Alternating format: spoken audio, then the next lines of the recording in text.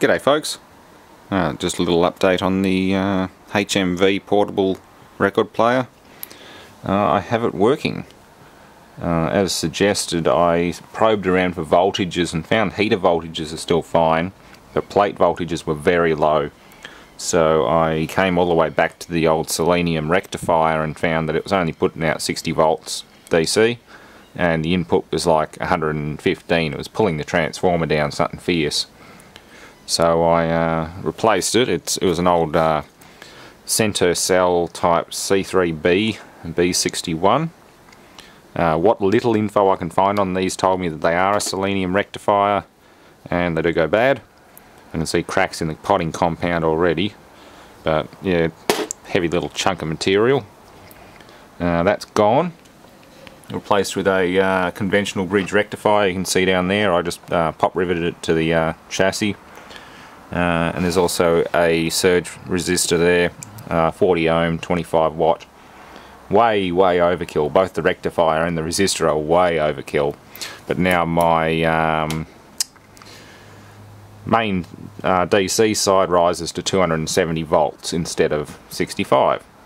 And from what I understand, the plate voltage on these tubes can go as high as 300 and something. So we're still safe. And it seems to work okay. Nothing smells bad. It doesn't seem to do anything silly. I don't have a schematic, so I don't know what the plate voltages and the chassis voltages should be, but they're certainly a lot healthier than they were.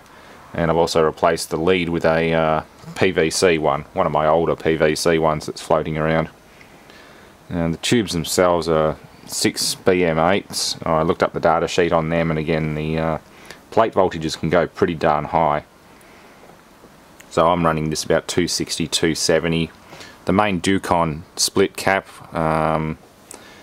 that's still within tolerance. I removed it completely from the circuit and metered it on the bench, and it's still fine after all these years.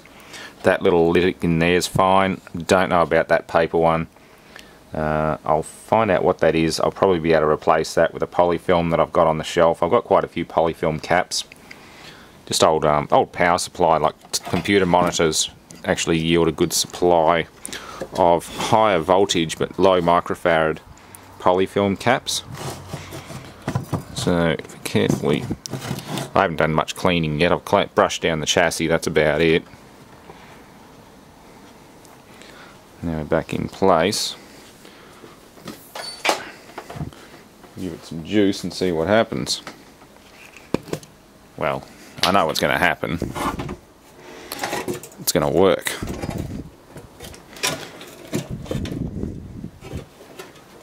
I'm trying to do this all one-handed. I've already got a couple of videos to encode tonight. I don't want to have to encode another one.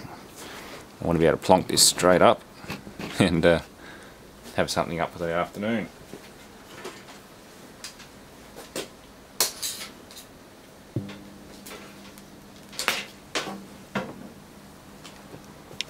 Alright, so we're hot. Turntable mechanism needs some TLC, and see, if I go too close to the middle of the record, it'll actually yeah, even when it's still playing, it'll stop. It'll snap out of engagement and stop. Dirty pots as well. I need a new can of contact cleaner.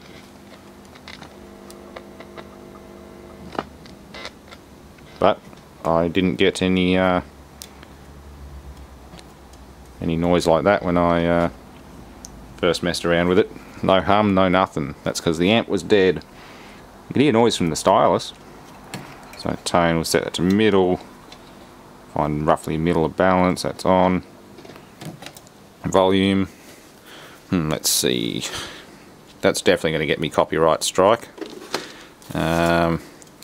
What's that one there? Children's Record Guild of Australia. The Tale of Peter Rabbit. Oh, Peter Wabbit.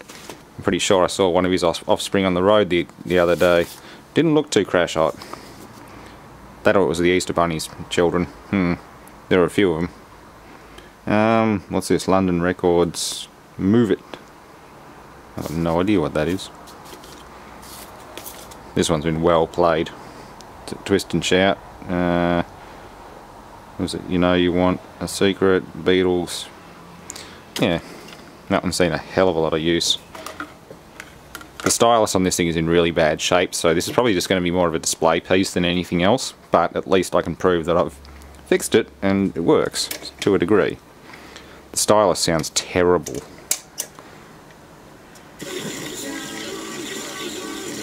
And the arm, as somebody suggested, the weight, I think it was 2CV Man or someone like that, the weighting and balance of the arm on this is terrible. It does scratch the record.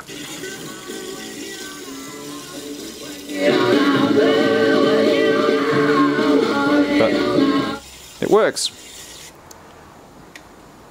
It works quite well.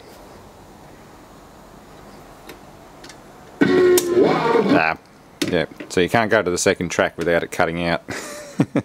Little bastard. The mechanism under here, the cutout lever, is either bent or just out of engagement properly, like it's jumped off and it's being pushed prematurely, or the mechanism under the turntable isn't right, because it's only supposed to snap out when it gets to the very end of the track. So yeah, well, technically you can see a groove, a spiral groove going here, and it should technically snap out when it gets to the middle. But anyway, it does work. Noisy pots. Gotta clean the pots up and it'll be a lot better.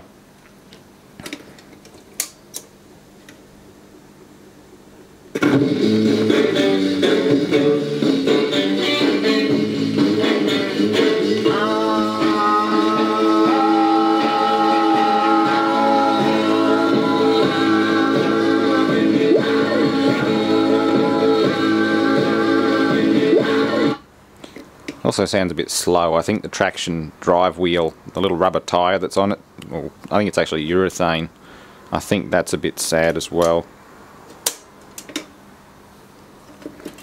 So it is set to 45, but again, this thing has issues. Needs a good clean up, very good clean, and then it'll become a very nice little display piece come semi-functional record player. But to be honest, the stylus needle or whole cartridge needs to be replaced. The mechanism needs more TLC and just a general electronic cleanup, like clean the pots, get rid of that paper cap that's in there.